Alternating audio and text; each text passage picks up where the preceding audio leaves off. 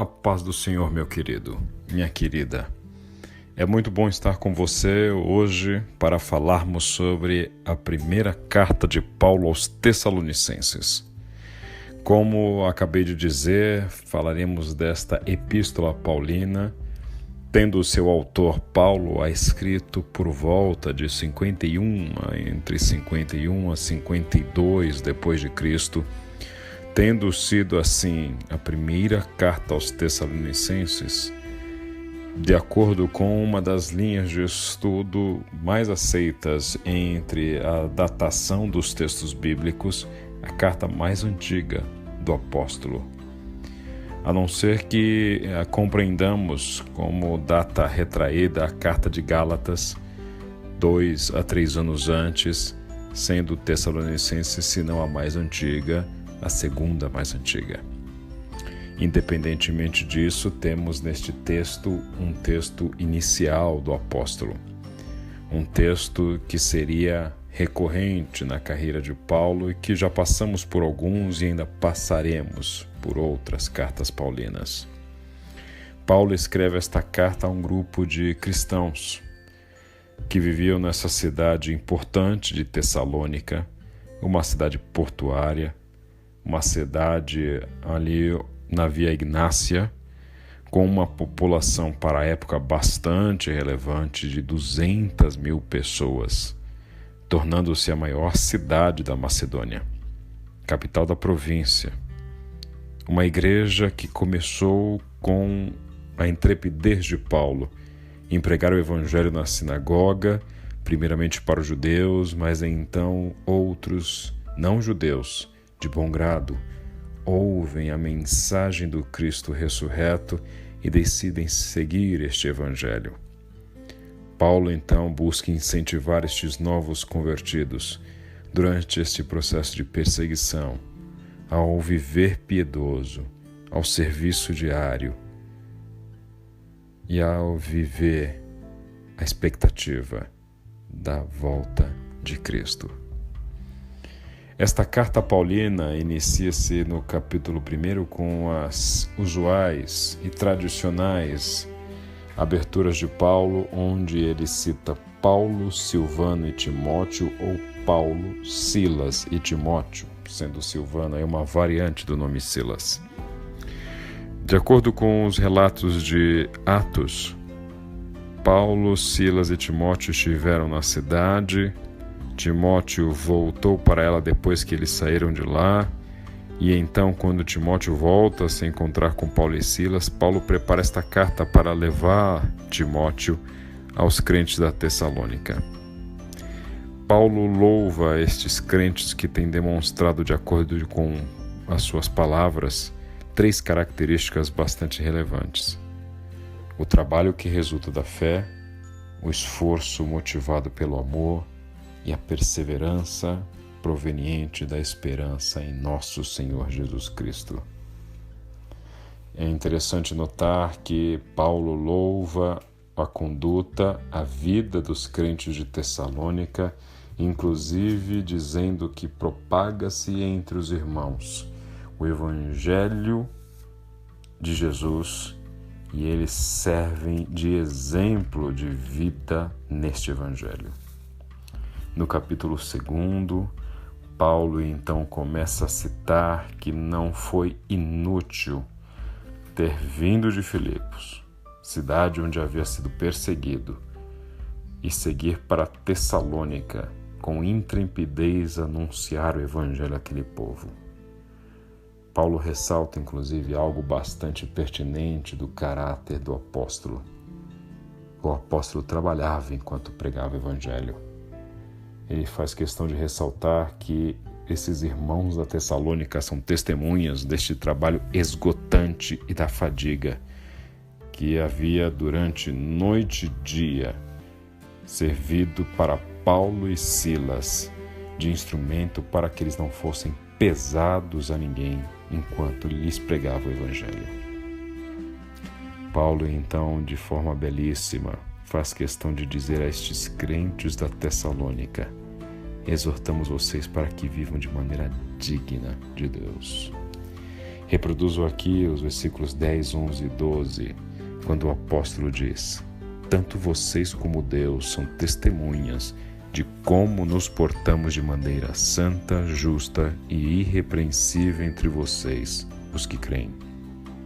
Pois vocês sabem que tratamos cada um como um pai trata seus filhos, exortando, consolando e dando testemunho para que vocês vivam de maneira digna de Deus, que os chamou para o seu reino e glória. Estes tornaram-se então imitadores das igrejas da Judéia, imitadores porque vislumbravam nessas igrejas de Deus em Cristo Jesus, exemplo a serem seguidos. Por isso Paulo faz questão de ressaltar: vocês são a nossa glória. Que honra para um pregador, para um líder do Evangelho, perceber que os frutos do seu trabalho não foram em vão. Segue então com o desejo de revê-los e então envia Timóteo a Tessalônica e fica animado ao saber da fé destes crentes de Tessalônica. Seu coração se enche de gratidão pelo que ouve e então começa a prolatar uma série de bênçãos sobre este povo, dizendo que o próprio Deus, nosso Pai, nosso Senhor Jesus, prepare o nosso caminho até vocês. Que o Senhor faça crescer e transbordar o amor que vocês têm uns para com os outros e para com todos, a exemplo do nosso amor por vocês. Que Ele fortaleça o coração de vocês para serem irrepreensíveis em santidade diante de nosso Deus e Pai, na vinda de nosso Senhor Jesus, com todos os seus santos. No capítulo 4, então, começa a discorrer sobre orientações para uma vida que agrade a Deus. E lista, mais uma vez, 3 orientações básicas. Abstenham-se da imoralidade sexual. Vivam no amor fraternal. Esforcem-se. Trabalhem. Vale aqui discorrer sobre esses 3 itens, objetivos da orientação do apóstolo. Abster-se da imoralidade sexual. Não significa aqui um discurso moralista, mas a palavra grega utilizada por Paulo, porneia, traz o sentido de relações perversas do ponto de vista sexual. Algo que envolve violências, que envolve engano, que envolve perversões, que envolve sofrimento, que envolve desejo sexual irrefreado, sem respeito aos limites dos outros e dos limites para com Deus. Paulo não está fazendo um discurso moralista. Como eu sempre digo, Paulo está mais uma vez ressaltando aqui que pecado não é uma regra moral instituída por Deus para proibir simplesmente de forma arbitrária aquilo que ele não gostaria que o homem fizesse. Pecado é Deus dizendo: não faça, porque você vai se machucar e vai machucar a outros. E ainda os estimula nessa vida para agradar a Deus, a viver o amor fraternal e buscar uma vida onde eles se esforcem para ter uma vida tranquila, para que cuidem dos seus próprios negócios e trabalhem com as próprias mãos. A ética do trabalho está presente no discurso de Paulo. E então Paulo, na sequência deste capítulo 4, nos traz uma das mensagens mais belas sobre o porvir, sobre esta dúvida que paira sobre o coração de tantos e tantos de nossos irmãos a respeito do que será a vida depois da morte. O apóstolo diz então algo para que os irmãos não vivam no desconhecimento, na ignorância, mas entendam que, como diz o apóstolo, pela palavra do Senhor, nós, os que estivermos vivos, os que ficarmos até a vinda do Senhor, certamente não precederemos os que dormem, pois dada a ordem, com a voz do arcanjo e o ressoar da trombeta de Deus, o próprio Senhor descerá dos céus, e os mortos em Cristo ressuscitarão primeiro. Depois nós, os que estivermos vivos, seremos arrebatados com eles nas nuvens para o encontro com o Senhor nos ares. E assim estaremos com o Senhor para sempre. Consolem-se uns aos outros com essas palavras. É a mensagem de esperança de alguém que tem a convicção de que nem a morte pode nos separar do amor de Deus que está em Cristo Jesus. E então segue para o último capítulo desta primeira carta, dizendo que, quanto a estes tempos e épocas, vocês não precisam se preocupar, pois o Senhor virá como um ladrão na noite. Estejam atentos e sóbrios. Exortem-se, fortaleçam-se uns aos outros, edifiquem-se uns aos outros. E então encerra o apóstolo a carta com instruções finais. Instruções de forma prática, de um tom pastoral, de alguém que está preocupado com a vida espiritual desses crentes, mas com o testemunho que eles vivem e demonstram na sua vida diária.